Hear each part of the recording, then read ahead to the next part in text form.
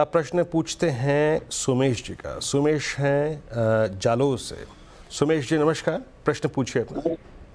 Sir मेरे को sir cell का लिया हुआ है और एक है टाटा स्टील का। सेल। तो सर इस दोनों में सर क्या करूं मैं इसमें? ओके। सेल कितने पे लिया आपने? 132 पे। और टाटा स्टील कितने पे लिया? टाटा स्टील कितने पे लिया आपने? मैंने 149 में टाटा स्टील सर का पहले लिया सुनिए मैं क्या कह रहा हूँ। हाँ ठीक है। अच्छा, मेटल्स को, दोनों ही स्टॉक्स को मेटल्स के लेने का कारण क्या था आपका? पहले लिया है, 4 साल पहले लिया था। सर मैं आपका एक प्रश्न ले सकता हूँ?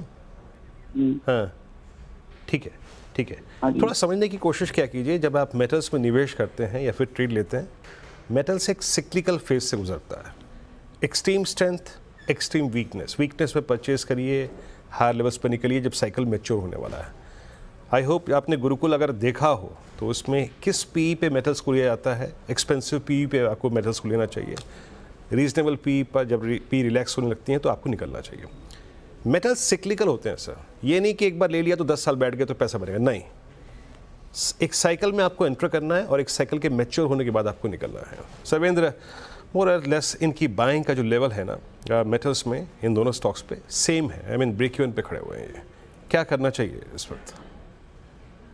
नहीं देखिए, बहुत बेहतर आपने इनको राय दी है। थॉट यही है कि जो कमोडिटी प्ले होते हैं, metals is a commodity play. Commodity आपको 50 बैगर, 20 बैगर, 30 बैगर एक साथ में कभी नहीं दे पाएंगे, क्योंकि जैसे वीरेंद्र जी बोला, ये साइकिल्स में फंसे रहते हैं। इनकी बड़ी मैक्रो साइकिल्स होती हैं, बिजनेस साइकिल्स होती हैं, और 7-8 साल की एक एवरेज बिजनेस साइकिल होती है। जो भी फाइनेंस पढ़ा है वो ये चीज समझेगा कि 7-8 साल की एक एवरेज बिजनेस साइकिल होती है, और उसके बीच में 4 साल की साइकिल्स होती है। 2, 4 और 8 साल की साइकिल्स होती है।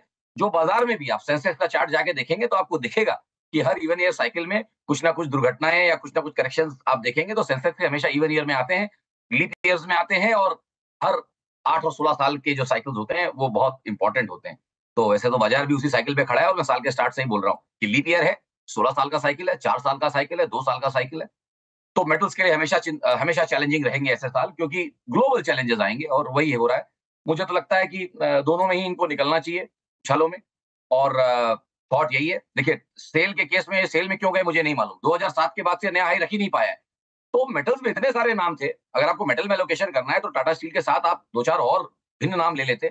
बट वो स्टॉक जो 2007 से परफॉर्म नहीं कर पाया, उसमें घुसने का कारण मुझे नहीं समझ में आया। सो मेरी तो लिस्ट में नहीं था, मेटल्स के टॉप पिक्स में मेरे सेल नहीं है। इसलिए मेरी तो राय रहेगी कि निकलें, और बाद में जब अगली बार एंट्री करें तो मेटल्स में ही कुछ लेना है तो लें, बट वो स्टॉक्स लें जो नए हाइज बना चुके हैं 2020, 21, 22, 23, 24 में, ना कि वो जो 2007 में ही टॉप आउट हो गए थे। जी, तो कहाँ पे रखना है ध्यान, किस तरीके से आपको सिलेक्शन करना है स्टॉक का, ये काफी समझने वाली चीज है।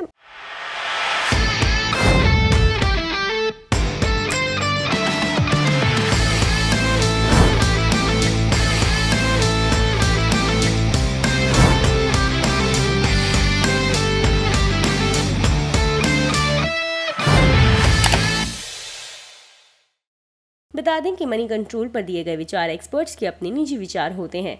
वेबसाइट या मैनेजमेंट इसके लिए उत्तरदायी नहीं है। यूजर्स को मनी कंट्रोल की सलाह है कि कोई भी निवेश निर्णय लेने से पहले सर्टिफाइड एक्सपर्ट की सलाह लें।